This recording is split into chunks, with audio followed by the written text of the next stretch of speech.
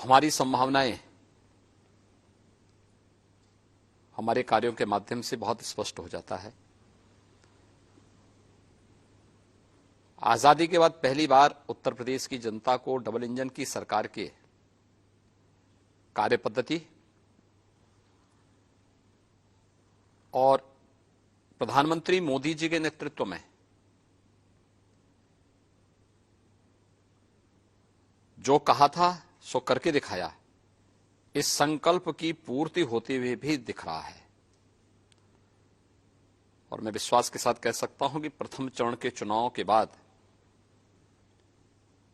Scenario बहुत स्पष्ट होती जा रही है कि भारतीय जनता पार्टी उत्तर प्रदेश में प्रचंड बहुमत की सरकार बनाएगी। अब कोई संदेह इसमें नहीं होना चाहिए। अखिलेश जी कह रहे हैं कि आप लोग ठंडे पड़ गए हैं इस फेज के बाद। जनता ने पहले चरण में उन्हीं लोगों को ठंडा कर दिया है। हम लोग तो जो पहले थे वही आज भी हैं। जनता के बीच में जा रहे हैं अपने मुद्दों को लेकर के। अपनी बात को जब काम और सोच ईमानदार है तो काम भी दमदार तरीके से हुए हैं और उसी दमदार तरीके से बोल भी रहे हैं। सर, विपक्ष कहता है कि आपके पास मुद्दे नहीं है, रोजगार पे आप बात नहीं करते, डेवलपमेंट पे आप बात नहीं करते। देखिए,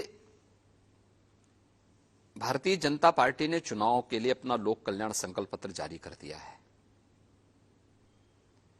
लोक कल्याण संकल्प पत्र राष्ट्रवाद को लेकर, प्रदेश के समग्र विकास को लेकर, गरीब कल्याण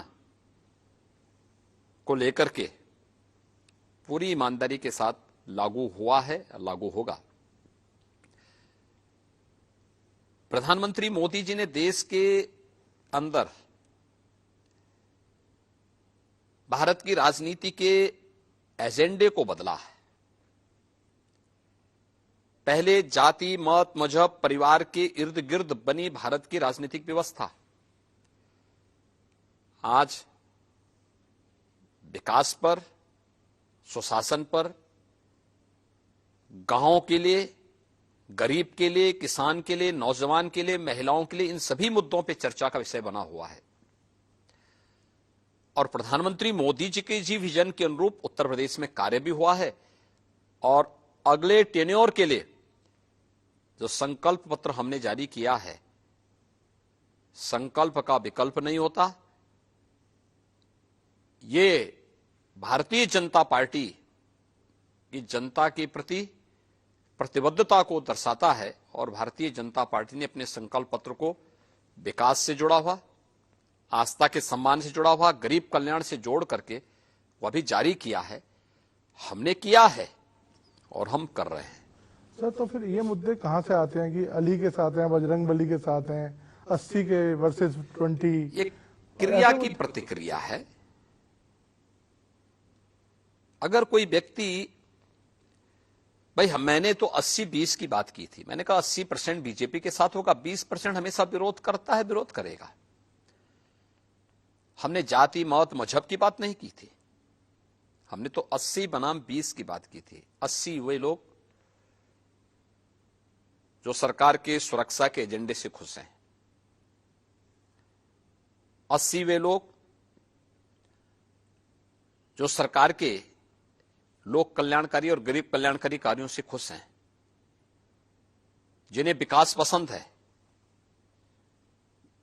जिन्हें राज्य सरकार के द्वारा पारदर्शी तरीके से ईमानदार भर्ती की प्रक्रिया के माध्यम से अपने कार्यक्रमों को आगे बढ़ाने का अवसर प्राप्त हुआ है।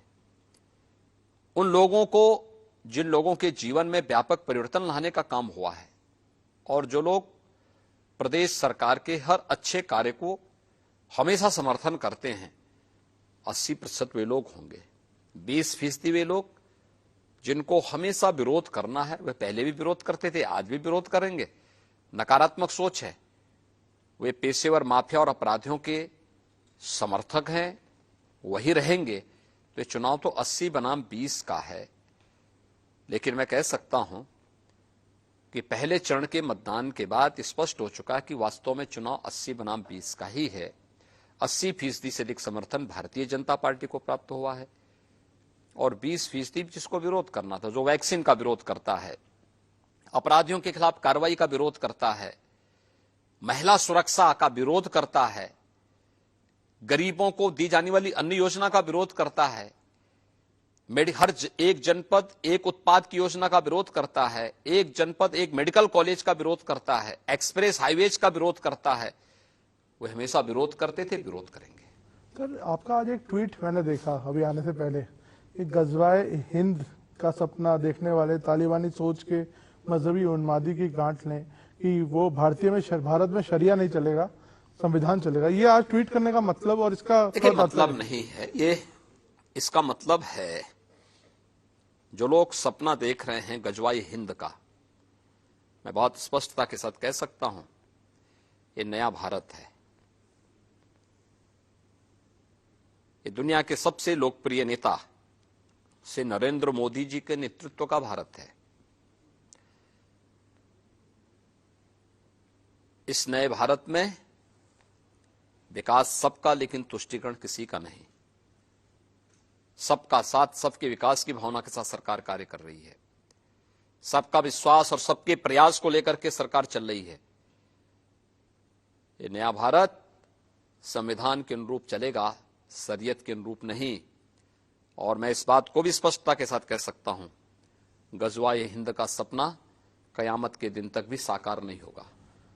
सर, हमने देखा एक हिजाब को लेकर कंट्रोवर्सी चल रही है, उस पर आपका कोई व्यू है कि हिजाब? देखिए, मेरा तो बहुत स्पष्ट मानना है, भारत की व्यवस्था संविधान के अनुरूप चलनी चाहिए। हमारी व्यक्तिगत आस्था, हमारे व्यक्तिगत स्वयं के अधिकार या हमारी स्वयं की पसंद नापसंद हम देश के ऊपर लागू नहीं कर सकते, संस्थाओं के ऊपर लागू नहीं कर सकते। ये नहीं लागू कर सकते हैं। क्या मैं उत्तर प्रदेश के अंदर सभी कर्मचारियों को या सभी लोगों को ये बोल सकता हूं कि आप भी भगवा धारण करें? ये उनका विषय है, जो उनको धारण करना करें, लेकिन ड्रेस कोड स्कूलों में लागू होना चाहिए। स्कूल का विषय है, स्कूल के अनुशासन का विषय है। आर्मी में कोई ये कहेगा कि हम लोग जो है अपने अनुसार चलेंगे, फोर्स में कोई इस प्रकार की बात करेगा? कहां अनुशासन रह पाएगा? व्यक्तिगत आस्था आपकी अपनी जगह होगी, लेकिन जब संस्थाओं की बात होगी तो संस्था के नियम कानून को हमें मानना होगा।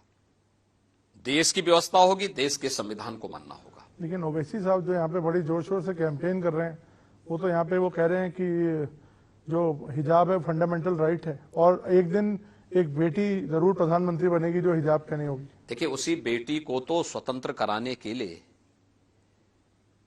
उसी बेटी को तो अधिकार देने के लिए प्रधानमंत्री मोदी जी ने 3 तलाक की कुप्रथा को हमेशा के लिए रोका है। उसी बेटी को न्याय दिलाने के लिए, सम्मान दिलाने के लिए और स्वावलंबन के मार्ग पर अग्रसर करने के लिए ये फैसले ले जा रहे हैं। और उसी बेटी के सम्मान को लेकर के हम लोग इस बात को कहते हैं कि शरीयत के अनुसार व्यवस्था नहीं चलेगी, संविधान के अनुरूप चलेगी।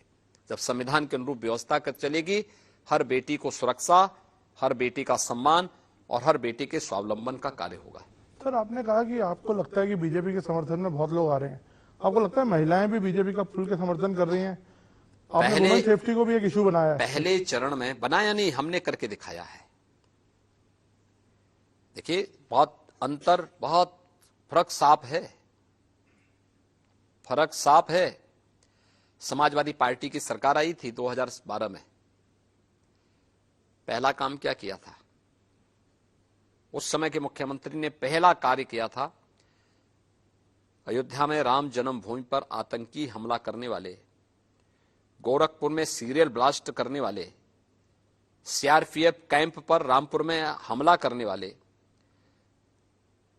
कचहरियों पर, वाराणसी, अयोध्या और लखनऊ की कचहरियों पर हमला करने वाले उन आतंकियों के मुकदमों को वापस लेने की उन्होंने शरारत की थी। हम धन्यवाद देंगे, उस समय की उच्च न्यायालय इलाहाबाद ने उसको रोका था, रोक लगाई थी। और हमारी सरकार जब आई 2017 में, हमने एक दिन 3 फैसले किए। पहला, बेटियों की सुरक्षा के लिए एंटी रोमियो स्क्वाड का हर थाने में गठन होना। हमारी सरकार का उसी के साथ फैसला था 86 लाख किसानों का 36,000 करोड़ रुपए के कर्ज माफी का कार्यक्रम। हमारी सरकार का तीसरा फैसला था अवैध बूचड़खानों को बंद करना। ये 3 कार्य हमने एक दिन में निर्णय लेकर के पूरे प्रदेश के अंदर लागू किए थे। समाजवादी पार्टी की सोच क्या थी? तो ये फर्क साफ है। हम बेटियों की सुरक्षा को लेकर के एंटी रोमियो स्क्वाड से लेकर के आज मिशन शक्ति के 3rd फेज तक, यूपी पुलिस में 1947 से 2017 तक जितने महिला पुलिस कार्मिक थे, इन 5 वर्षों में उससे 3 गुना ज्यादा आज के दिन पे कार्यरत हैं। आज हम लोग प्रदेश के सभी 58,000 ग्राम पंचायतों में महिला बीट पुलिस अधिकारी की तैनाती कर चुके हैं। वे वहां पे सुरक्षा पे चर्चा करती है, गांव की महिलाओं को केंद्र और राज्य सरकार से जुड़ी हुई महिला कल्याणकारी योजनाओं के साथ जोड़ने का काम भी करती है। तो स्वाभाविक रूप से महिला सुरक्षा, महिलाओं का सम्मान और उनका स्वावलंबन अत्यंत महत्वपूर्ण है। सभी 58,000 ग्राम पंचायतों में बैंकिंग सुविधा हमारी सरकार ने दिया है, बैंकिंग कॉरेस्पोंडेंट सखी के माध्यम से। 1 करोड़ महिला स्वयंसेवी समूह से जुड़ी हुई बहनों को प्रदेश के अंदर महिला स्वयंसेवी समूह के माध्यम से जोड़ करके, कन्वर्जेंस के माध्यम से उनको कार्य पे लगा करके, रिवॉल्विंग फंड उन्हें उपलब्ध करवा करके उन्हें आर्थिक स्वावलंबन की ओर अग्रसर किया गया है। महिला सुरक्षा महत्वपूर्ण है और स्वाभाविक रूप से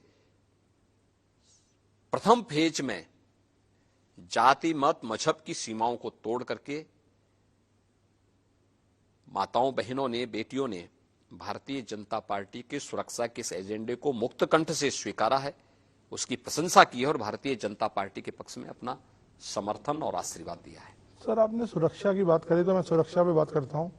विपक्ष कहता है कि आपने ठोको राज बना दिया है। एक तरफ आप कहते हैं आपने गुंडा राज खत्म किया है, तो वो कहते हैं यहाँ पे कानून का कोई राज नहीं है, जिसका मन करता है उसको पकड़ के अंदर डाल देते हैं। देखिए, कानून का भय हर उस व्यक्ति के मन में होना चाहिए जो सुरक्षा के लिए खतरा है।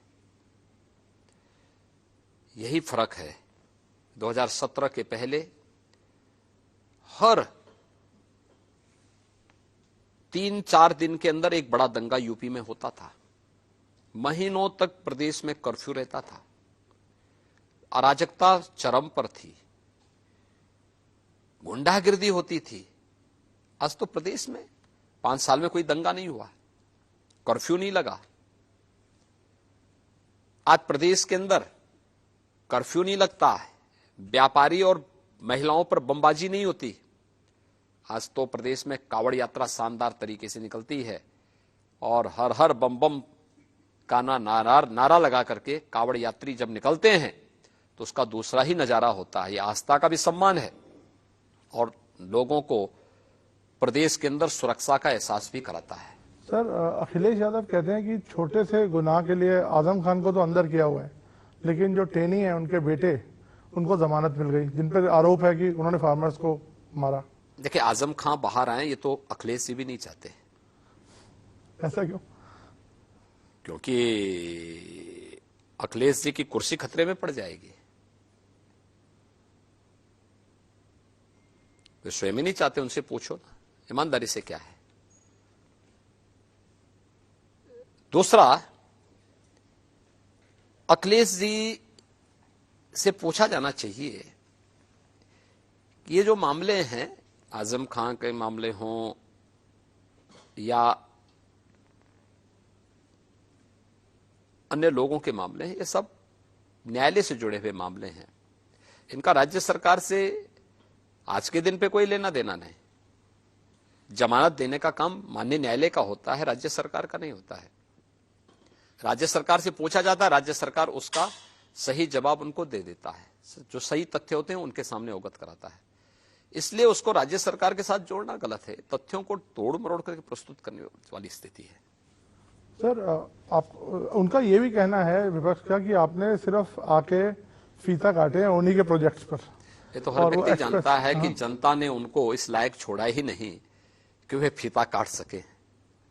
यह जनता जनार्दन की अपार कृपा उन पर थी कि उनको जैसी करनी वैसी भरनी का संदेश भी दिया है। लेकिन हां, कुछ तथ्य मैं जरूर रखना चाहता हूं। एक तथ्य सर्वविदित है, 1947 से लेकर के 2017 तक 70 वर्षों में उत्तर प्रदेश में 12 गवर्नमेंट मेडिकल कॉलेज बन पाए थे। 70 वर्षों में 12, और 5 वर्ष में हम इस समय 33 नए मेडिकल कॉलेज बना रहे हैं यूपी में, जिसमें 17 क्रियाशील हो चुके हैं, से 16 पर वर्तमान में कार्य चल रहा है। उत्तर प्रदेश एक जनपद एक मेडिकल कॉलेज के लक्ष्य को प्राप्त करने की ओर तेजी के साथ आगे बढ़ रहा है। 70 वर्षों में उत्तर प्रदेश के अंदर 1.5 एक्सप्रेसवे बना था। 5 वर्ष में हम 7 नए एक्सप्रेसवे पे काम कर रहे हैं। अखिलेश जी के कार्यकाल में गरीबों को मिलने वाली आवास योजना में एक भी गरीब को नहीं मिला, लेकिन 18,000 लोगों को उन्होंने सैंक्शन जरूर किए थे। 25 करोड़ की आबादी में, उस समय 22 करोड़ की आबादी रही होगी, 18,000 को सैंक्शन हुए थे, मिला एक को भी नहीं। आज भारतीय जनता पार्टी की डबल इंजन की सरकार प्रधानमंत्री मोदी जी के विजन को आगे बढ़ाते हुए 43,50,000 से अधिक गरीबों को एक एक आवास दिया जा चुका है। नेम्ड है, पूरी सूची है। उन गरीबों के घर में, उन गरीबों को सिर ढकने के लिए एक एक छत मिला है। प्रधानमंत्री जी जिसके लिए कहते हैं कि यह गरीब जिसके पास अपना मकान नहीं था, कुछ भी नहीं था, या झोपड़ी थी, या टूटी फूटी खपड़ेल की छत थी, आज उनके पास पक्का मकान बन गया है। 43,50,000 से अधिक गरीब आज लखपति हुए हैं। प्रधानमंत्री स्वामित्व योजना के माध्यम से प्रदेश के अंदर लगभग 25 लाख उन ग्रामीण क्षेत्रों में लोगों को जिनके पास ग्राम सभा की जमीन पर जिन्होंने मकान बनाए थे, उन्हें उनका हक, मालिकाना हक प्राप्त हुआ है। 2,61,00,000 गरीबों को निजी शौचालय मिले। ये शौचालय स्वच्छता का प्रतीक तो था ही, नारी सुरक्षा और गरिमा के प्रतीक भी थे। 1,43,00,000 गरीबों को फ्री में विद्युत के कनेक्शन मिले। इसके लिए 1,21,000 से अधिक गांव और मजरों में विद्युतीकरण कराना पड़ा था। प्रधानमंत्री सौभाग्य योजना के कारण संभव हो पाया। 1,56,00,000 गरीबों को फ्री में प्रधानमंत्री उज्ज्वला योजना में रसोई गैस के कनेक्शन मिले। धुएं से उन्हें निजात मिली, ये प्रधानमंत्री मोदी जी के कारण। 9 करोड़ लोगों को हर वर्ष 5 लाख रुपए की सालाना स्वास्थ्य बीमा का कवर मिल रहा है। और कोरोना कालखंड में आपने देखा होगा, यूपी में इतनी बड़ी आबादी का प्रदेश, कब थर्ड वेव आई, कब चली गई, कोई पता ही नहीं लगने दिया। फ्री में टेस्ट, सर्वाधिक टेस्ट यूपी ने कराए हैं, देश के अंदर नंबर 1 है। फ्री में उपचार, फ्री में वैक्सीन। पहली डोज 100% लोगों ने ले ली है, सेकंड डोज 75% लोगों ने ले ली है। मैं जहां जाता हूं पूछता हूं वैक्सीन ली, लोग हाथ खड़ा करके बोलते हैं हमने ली। लोग आभार व्यक्त करते हैं प्रधानमंत्री मोदी जी का कि मोदी जी के कारण जान बची है। और मैं यही कहना चाहता हूं, जो लोग वैक्सीन का विरोध करते थे, दुष्प्रचार करते थे, जनता ने वैक्सीन लेकर के मोदी जी के प्रति अपने समर्थन की अभिव्यक्ति इसी के माध्यम से कर दी है। और मैं कह सकता हूं कि 15 करोड़ लोगों को उत्तर प्रदेश में डबल इंजन की सरकार है तो डबल डोज राशन की भी दिया जा रहा है। ये पैसा पहले कहां जाता था? अखिलेश जी को संभवतः आंकड़ों की जानकारी होगी भी नहीं, वो रखना भी नहीं चाहते होंगे, क्योंकि इतनी फुर्सत ही कहां। मित्र मंडली से फुर्सत हो, सोने से फुर्सत हो, सपना देखने से फुर्सत हो, तो इन सब के बारे में सोचे भी। इसलिए उनको इन सब चीजों की जानकारी नहीं होगी। इनके जानकारी के लिए उनके लिए फिर एक अलग से कोई एक ऐसा व्यक्ति रखना पड़ेगा जिनको पहले आंकड़े रटवाने पड़ेंगे, फिर वह उनको रटवाए तो उनको जानकारी होगी। इसलिए बड़े बाप के पुत्र हैं, आराम से 12 घंटे सोते हैं, 6 घंटे अपने मित्र मंडली के साथ व्यतीत करते हैं। बाकी जो फुर्सत मिलती है उसके लिए अपना और भी उनकी व्यस्तता होगी। इसलिए उनको इन सब आंकड़ों से कोई जानकारी भी नहीं होगी, ना उनको इनकी जानकारी रखने की आवश्यकता ही है। सर, डबल इंजन जब आप बोलते हैं तो एक इल्जाम ये लगता है कि जब भी चुनाव आते हैं, जैसे इस बार, तो सेंट्रल एजेंसीज विपक्ष के ऊपर छोड़ दी जाती हैं, रेड्स होती हैं, ईडी का इस्तेमाल होता है, सीबीआई का इस्तेमाल होता है। तो इस पर आपका क्या कहना है? और अभी हमने देखा कई रेड्स हुई भी, और ऐसा माना जा रहा है वो सब लोग समर्थक थे एक पार्टी के पर्टिकुलर। हमें एक बात बताइए कि अखिलेश जी के खानदान के खिलाफ आय से अधिक संपत्ति का मामला है, क्या ये बीजेपी की सरकार के समय हुआ था? ये तो 2013 में तो बीजेपी की गवर्नमेंट भी नहीं थी, न सेंट्रल में न स्टेट में। इनके खिलाफ बहुत सारे मामले और भी हैं, क्या ये बीजेपी के कारण हुआ है? इसका एक पक्ष तो ये है। दूसरा पक्ष,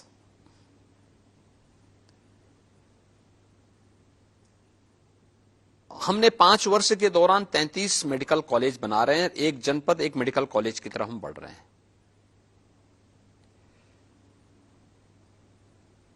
70 वर्षों में क्यों नहीं बन पाए ये मेडिकल कॉलेज?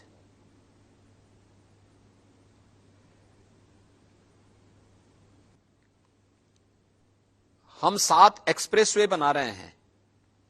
हमने सभी 54 इंटरस्टेट कनेक्टिविटी को 4 लेन के साथ जोड़ दिया है।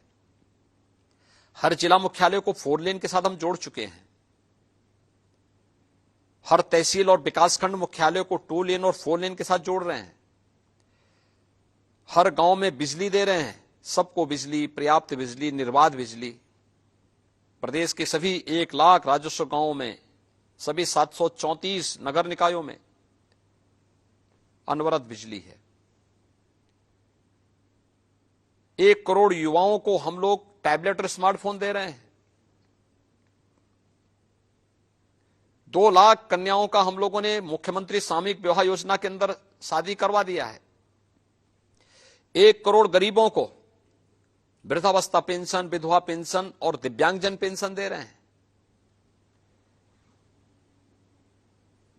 ये कनेक्टिविटी बेहतर की है। प्रदेश के रेवेन्यू को बढ़ाया गया है। ये पैसा पहले कहां जाता था? क्या ये सच नहीं है कि यही गरीबों का पैसा, यही विकास का पैसा इनके इत्र वाले मित्र के पास चला जाता था? और आज जब जांच एजेंसियों ने इस बात की जांच करके पूरी पुख्ता व्यवस्था कर दी है कि इत्र वाला मित्र तो प्रदेश में दीमक की तरह पूरा सूस रहा था, गरीब बेचारा भूखों मर रहा था, किसान बेचारा आत्महत्या कर रहा था, और इनके इत्र वाले मित्र मालो माल करके उत्तर प्रदेश की कमाई को विदेशों में ठिकाना लगा रहे थे। तो एजेंसियों का काम क्या है? यही तो काम है कि इस अवैध और अनैतिक कमाई को फिर से सरकार के खजाने में जमा करें और उस पर कार्रवाई करें। चुनाव से ठीक पहले? चुनाव के पहले नहीं, पहले भी होते रहे हैं। ये लगातार चल रहे हैं, एक लंबी प्रक्रिया है। सर, मेरा एक सवाल है, जैसे आप पे इल्जाम लगता है कि मेजॉरिटीइज्म हो रहा है यहाँ पर और माइनॉरिटीज सेफ नहीं है, आप इस पर क्या कहते हैं? 5 साल में कोई दंगा हुआ? 5 साल में किसी पर्व और त्योहार में कोई व्यवधान डाला गया? अगर हिंदुओं के पर्व और त्योहार शांतिपूर्ण तरीके से मनाए गए हैं तो मुसलमानों के भी पर्व त्योहार शांतिपूर्ण तरीके से हुए हैं। हिंदू शांति से है तो वे भी शांति से हैं। हिंदू सुरक्षित हैं तो मुस्लिम भी सुरक्षित हैं। हमने तो कहा सुरक्षा सबको, समृद्धि भी सबको, सम्मान सबको, लेकिन तुष्टिकरण किसी का नहीं। लोकतंत्र में कोई भी सरकार अगर जन भावनाओं को निरादर करती है, चेहरा देखकर की योजनाओं का बंदरबांट करती है, जाति मत और मजहब के आधार पर भेदभाव करती है, तो इससे बड़ा लोकतंत्र का उपहास दूसरा हो ही नहीं सकता। हमने तो योजनाओं का लाभ प्रधानमंत्री मोदी जी के इस मंत्र के अनुरूप दिया, सबका साथ सबके विकास की भावना के अनुरूप विकास कराया है, कोई भेद किसी के साथ नहीं किया। सर एक और बात कही जाती है कि फियर साइकोसिस एक क्रिएट किया जा रहा है कि अगर आप इनको वोट देंगे तो यहाँ बंगाल बन जाएगा, यहाँ कश्मीर बन जाएगा। आपका एक बयान भी आया, उसको कैसे आप इस तरह से कर सकते हैं? मुझे एक बात बताइए, उत्तर प्रदेश में चुनाव चल रहे हैं, फर्स्ट फेज का चुनाव संपन्न हुआ ना, शांतिपूर्ण तरीके से हुआ है ना, कहीं हिंसा हुई? नहीं तो यहां दंगे होते थे, अराजकता फैलती थी, गुंडागिर्दी चरम पर चलती थी, ये होता था ना। मैं पूछना चाहता हूं, क्या बंगाल में इतने शांतिपूर्ण तरीके से चुनाव होते हैं? अभी बंगाल में विधानसभा के चुनाव थे, भारतीय जनता पार्टी के कार्यकर्ताओं पर कितना बर्बर अत्याचार हो रहा था, वहां पे बूथ कैप्चर किए जा रहे थे, अराजकता चरम पर थी, सैकड़ों लोग मारे गए थे। और केरल में भी ऐसे हुआ था। हिंसा, राजनीतिक हत्याएं जितना इन दोनों राज्यों में हुई हैं, कहां हुआ है? यूपी में शांतिपूर्ण तरीके से चुनाव चल रहे हैं,